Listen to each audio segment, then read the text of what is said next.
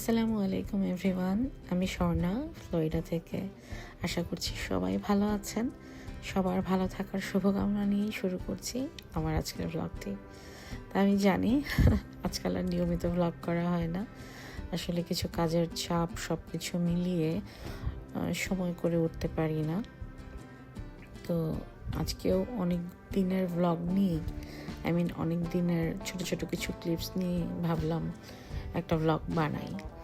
তো এটা ছিল 4th of জুলাইয়ের আগে।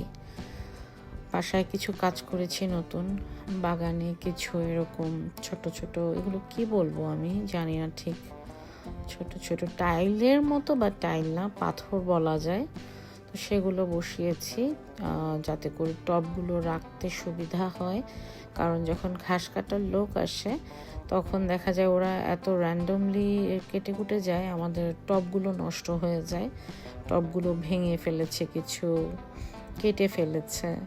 তো ওই জন্যই ভাবলাম যে না, টবগুলোকে সেভ করার জন্য কিছু করা উচিত। তো সেটাই করেছিলাম। তো ওই দিন আম্মু বাগানের কিছু হারভেস্টিং করছিল মরিচের। মাশাআল্লাহ, মরিচের ফলন খুব ভালো হয়েছে আমাদের বাগানে এবার। অনেক মরিচ গাছও হয়েছে। সব কিছুই আসলে আমার আম্মু মেনটেন করে বাগানে, তো সেগুলোই করছিল। এদিকে আমাদের লাউ গাছ, মিষ্টি কুমড়া গাছ, এগুলোর অবস্থা খুবই খারাপ। তো এরপর এটা ছিল লিসার বাসায় দাওয়াত। ওর বাসায় এটাই আমাদের প্রথম যাওয়া। ওর ছোট্ট একটা বেবি হয়েছে, মাস 3 হলো। মেয়েকেও দেখা হয়েছে। ওর বাসায় দুপুরে দাওয়াত ছিল। মেয়েটা খুব সুন্দর আয়োজন করেছে, আর ওর বাসাটা আমার খুব ভালো লেগেছে। এখানে হাই সিলিংয়ের বাসা খুব একটা আমি দেখিনি।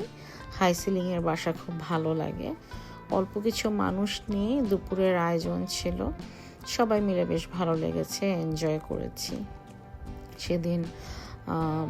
আমার ছোট ননাস ছোট আপা ছিল সেখানে। সব মিলিয়ে ভালো ছিল, রান্না বান্নাও মজা, আর ও কেটারিং করেছিল বিথির কাছ থেকে। সব কিছু খুবই টেস্টি ছিল আসলে। আর এই হচ্ছে লিসা। ডেজার্টেও এই যে কালো জামটা, এটা যে এত মজা ছিল, আই থিঙ্ক আমি 2টো মিষ্টি নিয়ে খেয়েছিলাম সেদিন। আর এইটা হচ্ছে 4th of জুলাইয়ের দিন। সেদিনের দেখেন আকাশটা কেমন একদম হলদে হয়ে গিয়েছিল। আমি আসলে আকাশটা ভিডিও করার জন্যই ক্যামেরাটা অন করেছিলাম সেদিন, কিন্তু জানি না কেন অ্যাকচুয়াল কালারটা ক্যামেরায় আসছিল না, জাস্টিস হচ্ছিল না, কিন্তু ইট ওয়াজ রিয়েলি ভেরি বিউটিফুল। প্রতি বছরই 4th of জুলাই আমাদের ফ্যামিলি সবার কোনো না কোনো একটা প্ল্যান থাকে, বাট এবছর কেন জানি কোনো প্ল্যানই ছিল না আমাদের, যে যার মতো বাসাতেই ছিলাম। বাইরে এখন এত গরম, সব কিছু মিলিয়ে কেন জানি না এবারের যে সামার ভ্যাকেশনটা আমরা বলা বলি করছিলাম, এটা সামার স্টেকেশন হয়ে গেছে আমাদের জন্য, ভ্যাকেশনের কিছুই হয়নি।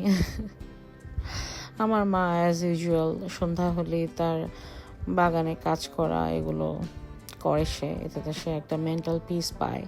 তাই তো সিম গাছ, যেটা কিনা আমার কাছে মনে হয় কোনো ভালো ফলন তো হয়ই নাই, যে রকম কষ্ট আম্মু করে সেই অনুযায়ী আসলে ফলন হয় নাই।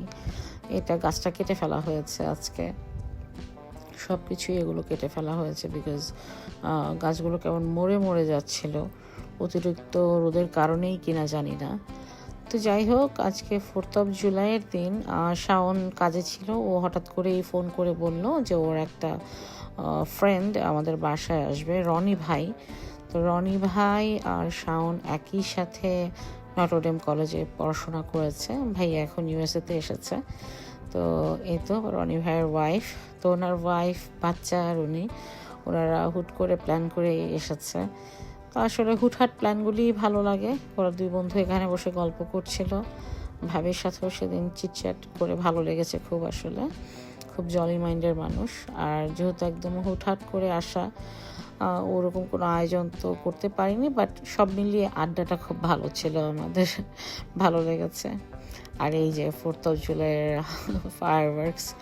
আমি খুব হাসাহাসি করছিলাম যে সবসময় আমরা অনেক দূরে দূরে যাই ফায়ারওয়ার্কস দেখার জন্য, বাট সেদিন আসলে দেখলাম আমার বাসার ব্যাকইয়ার্ডে গিয়েই দেখি আশেপাশের নেইবাররা হয়তো বা ফায়ারওয়ার্কস করছিল, সেটাই আমরা দেখছিলাম। ওটাই এখান থেকে আমার বাসা আমরা খুব এনজয় করছিলাম যে আমাদের আসলে ভালোই হয়েছে, বাইরে কোথাও ফায়ারওয়ার্কস দেখতে আর যাইনি, নিজের বাসার পেছনেই এরকম ফায়ারওয়ার্কস হচ্ছে দেখছি, মন্দ কি তাতে।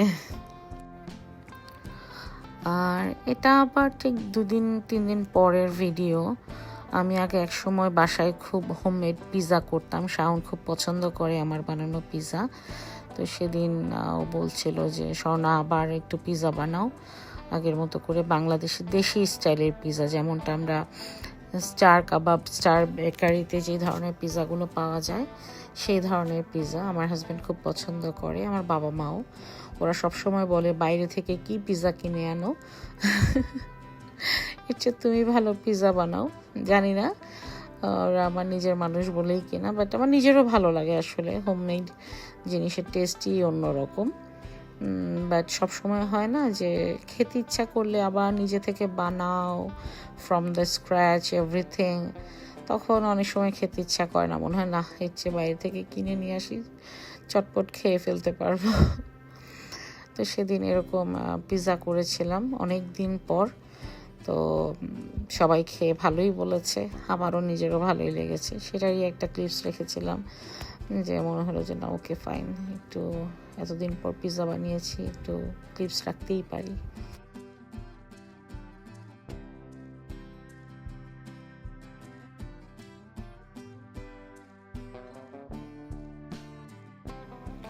আর এরপর এটা হচ্ছে ছোট আপুর বাসায় গিয়েছিলাম একদিনের মধ্যে। ছোট আপু দুলাভাই একজনের বাসা থেকে এরকম জাম পেড়ে নিয়ে এসেছে।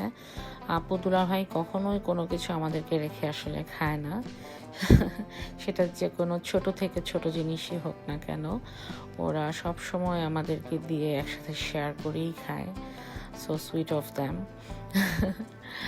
আর এর মধ্যে একদিন খুব মুষলধারে বৃষ্টি, আমার মেয়ে কোনোদিনও বৃষ্টিতে ভিজেনি, আমি নিজেও নিয়ে যাই না, ভয় পাই।